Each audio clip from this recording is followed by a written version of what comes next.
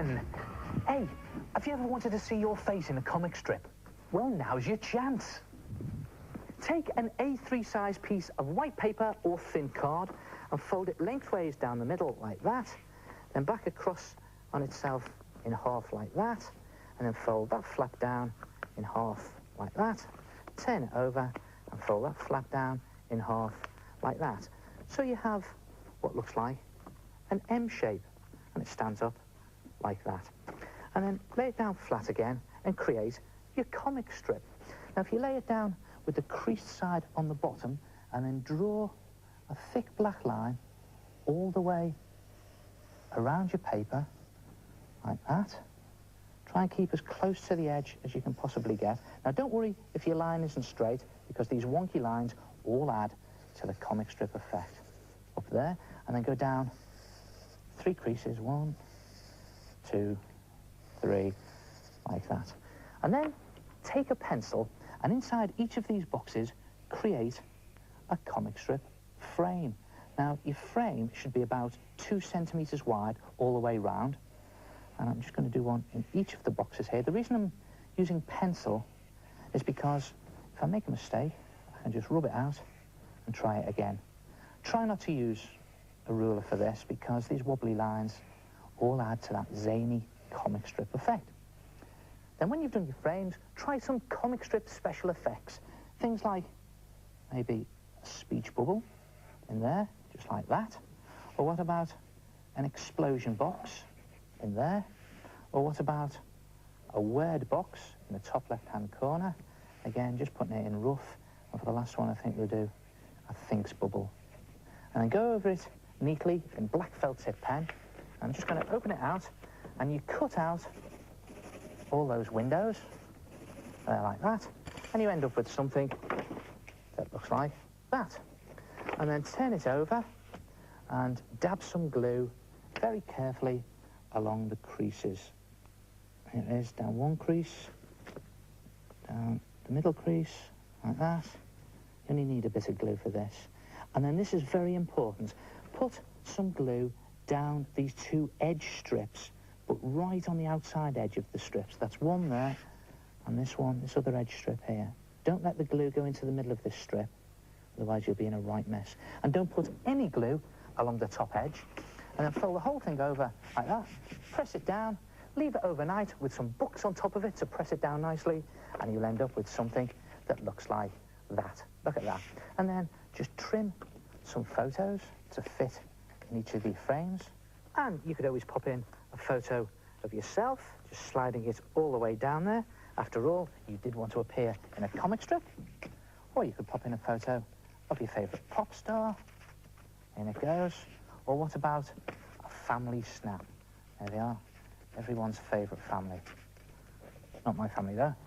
And what about a picture of your pet? In it goes. And then you can just write some messages in your special effects boxes. What about